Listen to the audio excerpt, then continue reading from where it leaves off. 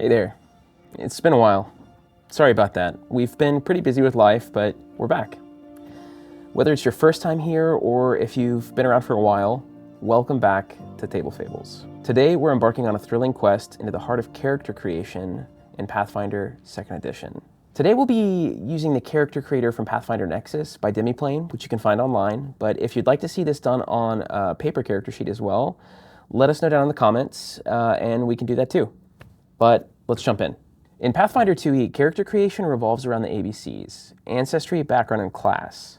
Let's break these down. Ancestry is where you get to decide what type of creature your character will be, from the fierce dwarves to the nimble elves or even the mischievous goblins. Each ancestry comes with its own unique traits and abilities, so take your time and choose the one that speaks to you. Next up, we have background, which gives your character a backstory, influencing their skills and abilities. Were they a criminal before taking up the adventuring life? Or perhaps they were raised by a wise mentor and have knowledge in a particular area. Whatever background you choose, it will add depth to your character and help them stand out. Class determines your character's role in the adventure. Think of it as choosing your character's career path, but probably involving more dragons. Whether you're a wizard with a penchant for pyrotechnics or a sneaky rogue, your class shapes your journey. Let's brainstorm the character's concept. Are they a bard with a flair for drama, or a stoic champion with a mysterious past? Your character's origin is like their prequel novel. It sets the stage for their epic saga. Remember, a good background is more than just a little footnote. It's a roadmap to who your character is becoming. Now, with all that in mind, let's bring a character to life. For this example, I'm going to be super original and create a goblin, and we're going to call him Gorblin. Yeah, I know. You know. Gorblin is going to be a rogue that used to be a detective, and now he is a PI for hire. Now, we chose Goblin for Gorblin, obviously, specifically with the razor-tooth heritage, giving him those iconic sharp teeth. We'll also select Fang Sharpener for his Ancestry feat, which enhances his natural bite. For ability boosts, we'll increase his intelligence, making him a clever detective. And I'll touch more on these boosts just a little later on. Next, let's talk about background. I want Gorblin to be a really good tracker, and I also want him to be really sneaky. So I like the idea that he used to be a detective. So obviously, let's choose the detective background.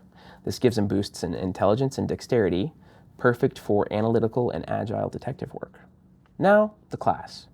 Gorblin is a rogue, specifically a ruffian. That means he's tough and street smart.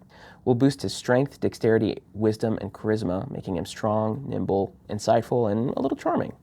Let's settle some scores. Specifically, ability scores. Every character starts with a base score of 10 in each ability, but it's the boosts and flaws that really define them. We've got strength for the strong-hearted, wisdom for those that know better, but might still do it anyway, and charisma for what will probably eventually be you trying to charm the socks off your GM. It's true. Now apply boosts and flaws to shape your character and give it strengths and quirky areas, places where it's not quite so strong.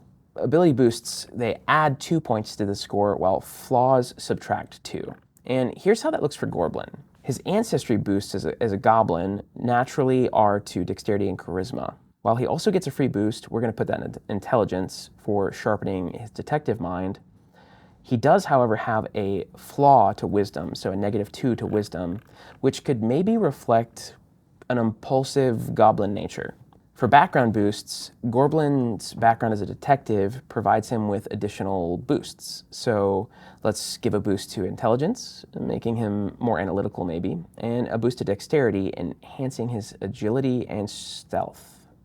Additionally, he gets 4 free ability boosts to apply to any scores. Since we're choosing the ruffian rogue path, Gorblin gets a boost to strength. We'll boost dexterity for nimbleness, wisdom to balance his natural flaw, and charisma for his roguish charm. After applying these boosts and accounting for his flaw, Gorblin's ability scores are a mix of his goblin heritage, his background as a detective, and his training as a rogue. This blend of traits makes him uniquely capable and ready to face the adventures ahead.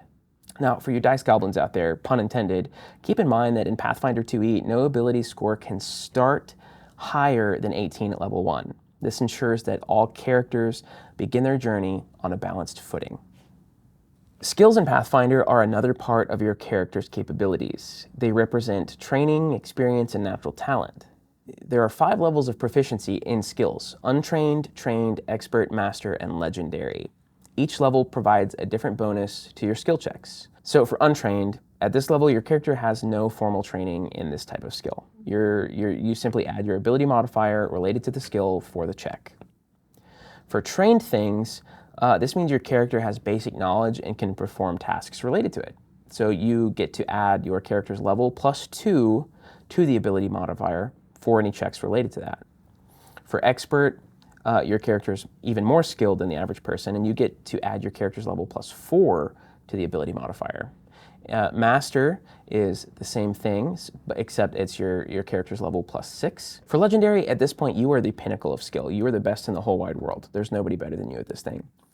You're going to add your character's level +8 to the ability modifier. For Gorblin, we're focusing on his training as a rogue, so let's make him trained in acrobatics, athletics, deception, diplomacy, medicine, nature, occultism, performance, and survival. I know that was a lot. This means he gets to add his level +2 along with any relevant ability modifiers to skill checks in those areas. And for me, that makes sense because he was a detective. So for skill feats, we chose experience tracker here because, you know, he was a detective.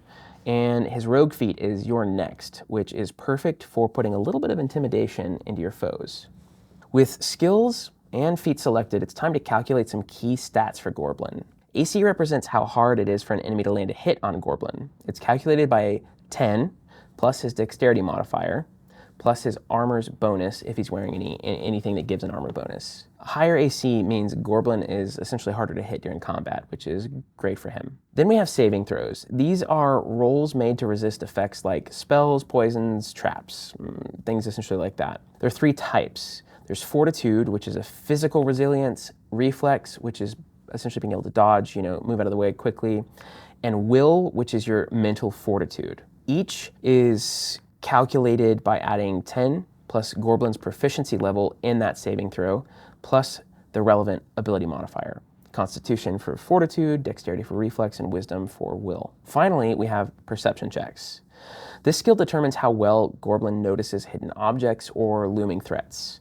A higher perception means Gorblin is more likely to detect something important or something dangerous, such as an upcoming encounter. And last but not least, we have HP, hit points, which represents Gorblin's health in this case. This is calculated by combining the Ancestry and class starting HPs. So in this case, that would be 6 and 8.